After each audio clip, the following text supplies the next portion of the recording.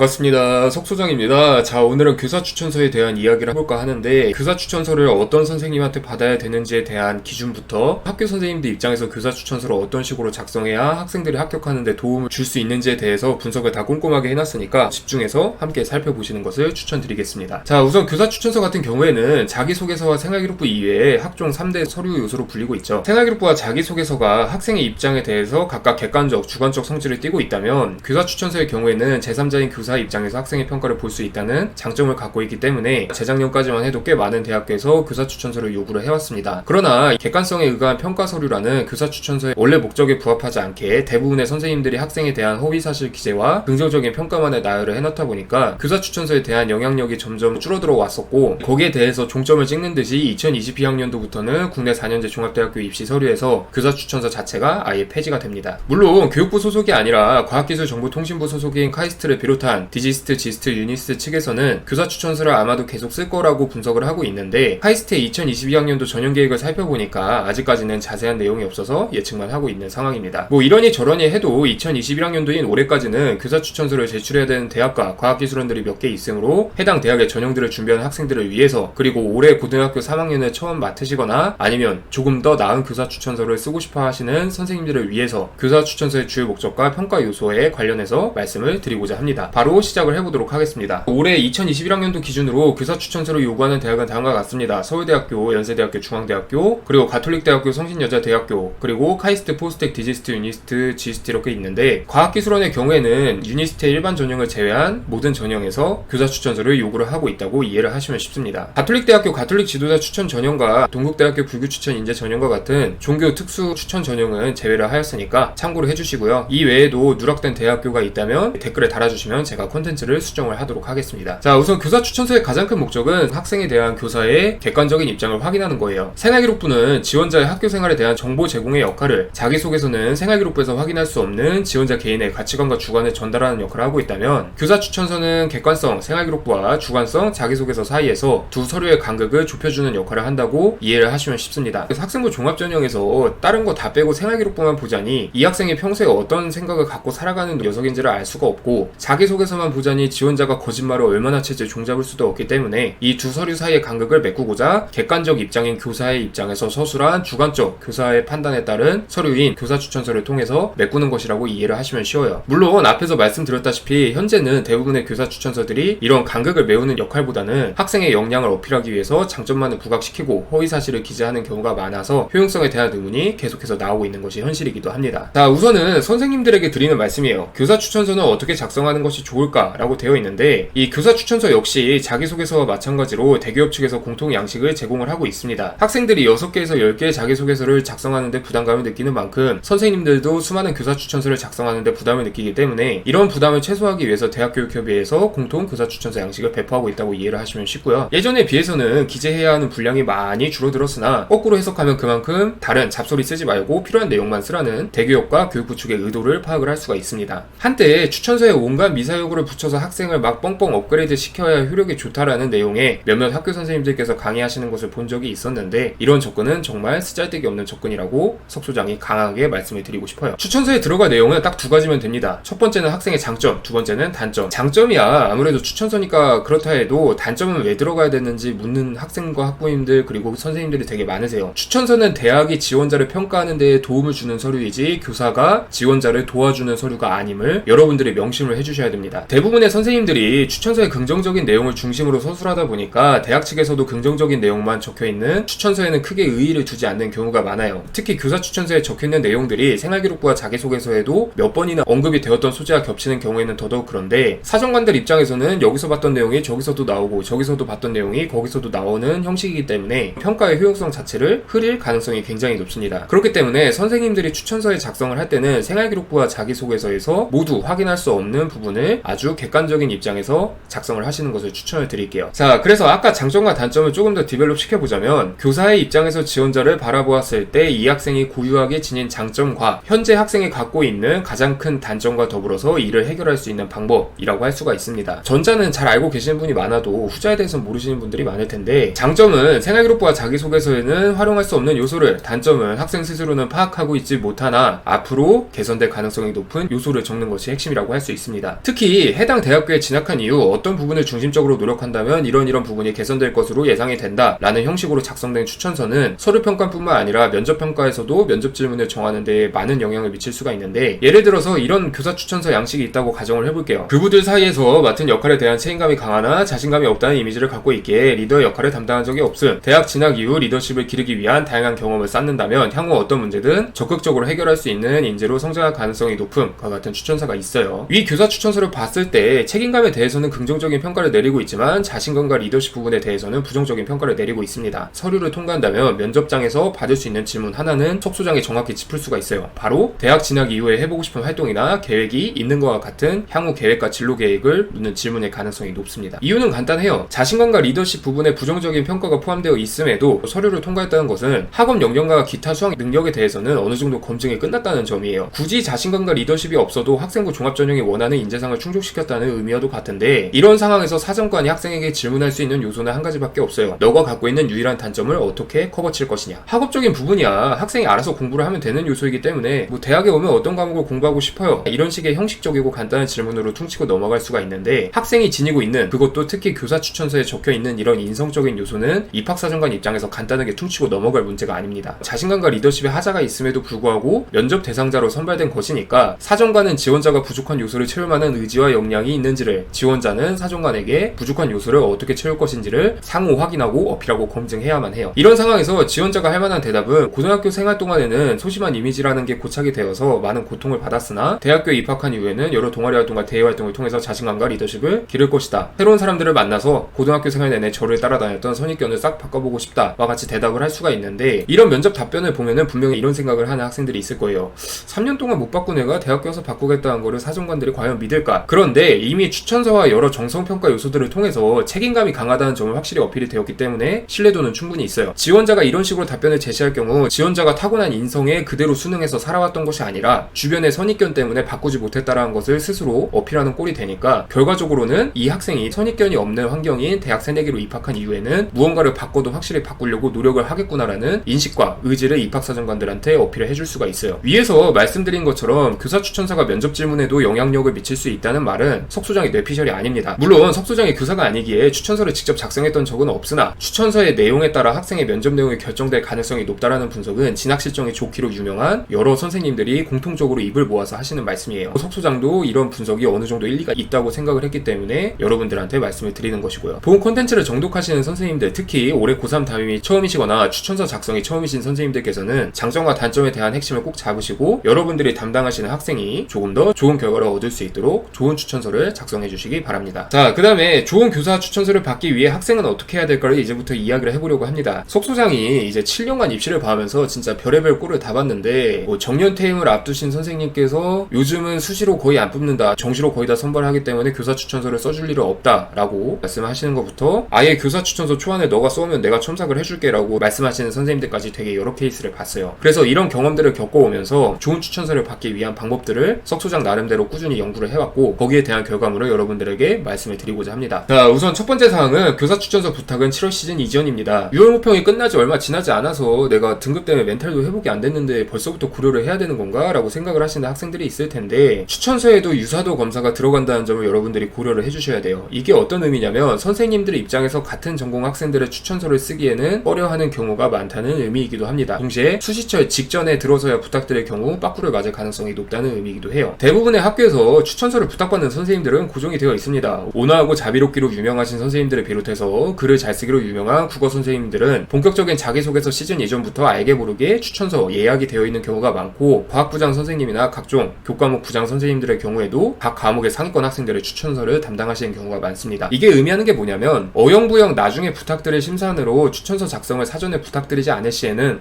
선생님은 이미 추천서 작성해주기로 한 인원이 꽉 찬 것 같아서 추천서를 작성해주기가 어렵겠는데? 라는 말을 들을 수도 있다는 의미인 동시에, 너가 지원하고자 하는 전공에 대한 추천서를 이미 누구누구한테 부탁받아서 선생님이 작성해주기에는 조금 어려울 것 같다 라는 이야기를 들을 수도 있어요. 한마디로 교사 추천서를 누가 작성하는가에 대한 비교 우위를 여러분들이 놓칠 수도 있다는 의미예요. 그렇기 때문에 여러분들은 조금이라도 빨리 추천서를 받을 선생님들을 모색을 하고 미리 말씀을 드려놔야 돼요. 선생님들 입장에서도 추천서를 몇 명 정도 작성해야 하는지를 미리 인지해 주시는 것은 굉장히 큰 의미가 있는데, 선생님들 스스로도 스케줄을 조정을 하기가 편리할 뿐더러 여러분과 같은 계열에 지원하는 친구들의 추천서 요청을 막는 효과도 있기 때문입니다. 때문입니다. 여러모로 교사 추천서는 빨리 말씀드리는 것이 정답이기 때문에 이 영상을 보신 분들은 내일 학교에 가셔서 바로 말씀을 드리는 것이 좋습니다. 교사 추천서를 작성하실 수 있는 선생님들은 기본적으로 학교에 재직 중인 선생님이면 다 작성을 할 수가 있어요. 음악 선생님부터 시작해서 보건 선생님들까지 다 작성을 할 수가 있는데, 학생들이 추천서를 받고자 하는 선생님들은 다음과 같이 8가지로 나눠집니다. 1학년부터 3학년 담임 선생님, 그리고 아까 말씀드린 전교에서 친절하기로 자자한 선생님, 그리고 글 잘 쓰고 깐깐하기로 유명한 국어 선생님, 교과목 부장 선생님, 그리고 특정 과목 담당 선생님, 동아리 지도 선생님, 이렇게 8가지의 카테고리로 나눈다고 보면 되는데, 교사 추천서의 가장 큰 정체성은 대학이 지원자를 평가하는 데 도움을 주는 서류예요. 즉 여러분들의 최신 동향을 잘 알고 있는 선생님이 작성한 추천서일수록 평가 요소로서의 신뢰도가 높아진다는 의미라고 이해를 하시면 쉽습니다. 간혹 1학년, 2학년, 3학년 성적이 쭉쭉쭉 수직으로 하강하는 바람에 1학년 선생님들한테 받는 학생들이 있는데, 특별한 일화가 있는 것이 아니고서야 1, 2년 이전에 접점이 있었던 선생님께 부탁드리는 것은 되도록 지양하는 것이 좋습니다. 물론 예외 상황은 있어요. 바로 1, 2년 동안 같은 동아리 활동을 통해서 꾸준히 접점이 생겼던 동아리 지도 선생님인데, 3학년 담임 선생님이 밀도와 최신이라는 요소를 통해서 신뢰도를 확보한다면 동아리 지도 선생님은 오랜 기간과 열정 분야에 대해서 꾸준히 노력해왔다는 모습을 가까이서 보았다는 점으로 신뢰도를 확보한다고 이해를 하시면 쉽습니다. 보통은 동아리를 직접 창설하여서 부장으로 아니면 간부로 꾸준히 활동해온 학생들이 동아리 지도 선생님들한테 부탁드리는 경우가 많습니다. 자, 그리고 글 잘 쓰고 깐깐하기로 유명한 국어 선생님들의 경우에는 추천서 자체 퀄리티는 정말 압도적으로 높아요. 아무래도 국어 선생님이다 보니까. 그런데 문제는 교내에 있는 문과 학생들은 대부분 국어 선생님한테 추천서 작성을 부탁드린다는 점이에요. 국어 선생님들도 이를 잘 알고 있기에 매년 거의 한계치에 가까운 추천서를 작성하시는 경우가 많은데, 학생 한 명 한 명에 대한 집중도가 조금 떨어질 수 있다는 리스크를 갖고 있습니다. 왜냐? 하도 추천서를 작성하는 학생들이 많다 보니까 세부사항은 잘 알지 못하기 때문에. 교과목 부장 선생님 역시 마찬가지예요. 너무 많이 부탁받는 바람에 집중도가 떨어질 수 있다는 리스크를 동반하고 있다는 점을 여러분들이 기억을 해주셔야 돼요. 자, 그리고 아까 말씀드린 전교에서 친절하기로 유명한 선생님은 개인적으로 추천드리진 않아요. 선생님의 역량을 떠나서 추천서가 대체로 비슷한 흐름으로 가는 경우가 너무나도 많습니다. 친절한 선생님들이 왜 친절한 선생님들이겠어요? 학생한테 쓴소리 안 하니까 친절한 선생님이지. 그런데 선생님의 평소의 인성이 그래도 그대로 묻어나옵니다. 즉 추천서에 필수적으로 들어가야 되는 단점 요소가 아예 배제되고 장점만 막 써져 있는 경우가 많은데, 실제로 교사 추천서의 효용성을 줄이는 데 기여하신 선생님들이 대부분 전교에서 친절하기로 유명하신 선생님들이라는 점을 여러분들이 인지를 해주셔야 돼요. 학생 입장에서는 저 선생님은 착하니까 그래도 추천서도 착하게 잘 써주겠지라고 생각을 하고 추천서를 부탁드리는 경우가 많은데, 오히려 역효과라는 점을 여러분들은 명심을 해주셔야 됩니다. 자, 그래서 여러 경험들을 종합을 해보았을 때 우선순위는 이렇게 나와 있어요. 첫 번째는 과목 담당 선생님입니다. 지원하고자 하는 전공에 대한 가장 밀접한 평가를 내릴 수 있어서 최우선 순위라고 파악을 했고요. 3학년 담임 선생님과 동아리 지도 선생님의 경우에는 밀도와 기간에서 밸런스가 맞아서 순위가 같고요. 2학년 담임 선생님이 다른 선생님들보다 순위가 높은 이유는 대부분의 학생들이 2학년 시기에 가장 열심히 활동하기 때문이에요. 이런 적극성을 가장 가까이서 봐오신 2학년 담임 선생님이시기 때문에 추천서 역시 열정적으로 작성해 주실 가능성이 높습니다. 그리고 아까 말씀드린 국어 선생님과 교과목 선생님들은 좋은 추천서를 받을 수는 있으나 담당하는 학생들이 많아서 희소성과 집중도가 떨어질 수도 있다는 리스크를 함께 갖고 있기 때문에 비교적 낮은 우선순위에 배치를 했고요. 마지막으로 친절한 선생님은 위에서 말씀드린 이유로, 그리고 1학년 담임 선생님은 접점이 생겼던 시차적 거리가 너무 멀다는 이유로 맨 마지막에 배치를 해놨으니까 학생 여러분들은 이 점을 잘 참고를 해주셔야 됩니다. 마지막으로 교사 추천서 작성을 부탁드리기 이전에 여러분들이 미리 준비해야 될 서류가 하나 있어요. 바로 교사 추천서에 들어갈 내용들을 정리해 놓는 건데, 추천서에 들어갔으면 좋겠다는 내용이 아니라 추천서에 들어갈 수도 있는 내용을 드리는 것이 중요해요. 교사 추천서는 교사만의 권한으로서 작성 내용을 직접적으로 학생이 요구하는 것에 대해서 거부감을 갖고 계시는 분들이 굉장히 많아요. 그렇기 때문에 여러분들은 들어갈 수도 있는 내용을 혹시나 하는 도움 및 참고 차원에서 전해드려야 돼요. 간혹 자기소개서에 리더십이 없어서 추천서에는 리더십을 써달라는 식으로 미친 짓을 하는 학생들이 있는데, 그러면 절대 안 됩니다. 좋은 교사 추천서가 나올 수가 없어요. 자료를 만드는 방법은 간단해요. 여러분들이 지원하는 전공에 대해서 필요한 역량들을 정리한 이후 해당 역량에 관련된 자료를 시기순과 중요도 순으로 배열해서 제출을 하면 됩니다. 매년 선생님들이 담당하는 인원이 전교생임을 감안하면은 여러분 개개인에 대한 특징은 파악하고 있을지언정 모든 세부사항들을 기억하시기는 어려워요. 그렇기 때문에 시기별로 중요도별로 주요한 활동과 이를 통해서 느낀 점을 추려서 전달을 드리면 굉장히 좋아하십니다. 실제로 메이저 리서치에서 솔루션을 진행하는 학생들의 경우에는 이미 6월 초순에 추천서에 대한 컨택과 픽스가 다 끝났어요. 디렉터 팀 측에서도 그렇게 추진하도록 프로그램이 구성되어 있기도 하고, 이런 자료를 사전에 전달해 놓을 시에 자기소개서와 생활기록부의 연계도를 더욱 높일 수 있기 때문인데, 예를 들어서 추천서를 위해서 제출한 자료가 학생의 A 측면을 강조를 한다면 자기소개서에는 B 측면을 강조를 하는 방식이에요. 이러면 평가적 다양성을 더 높일 수가 있겠죠. 굳이 솔루션을 진행하지 않는 친구들이라 하더라도 오늘 석 소장이 말씀드린 위의 기준을 잘만 활용한다면 충분히 좋은 교사 추천서를 얻을 수가 있으니까, 오늘 이 콘텐츠를 보신 학생, 학부모, 교사분들에게까지 모두 모두 다 도움이 되었길 바라면서 오늘의 영상 콘텐츠를 마치도록 하겠습니다. 감사합니다.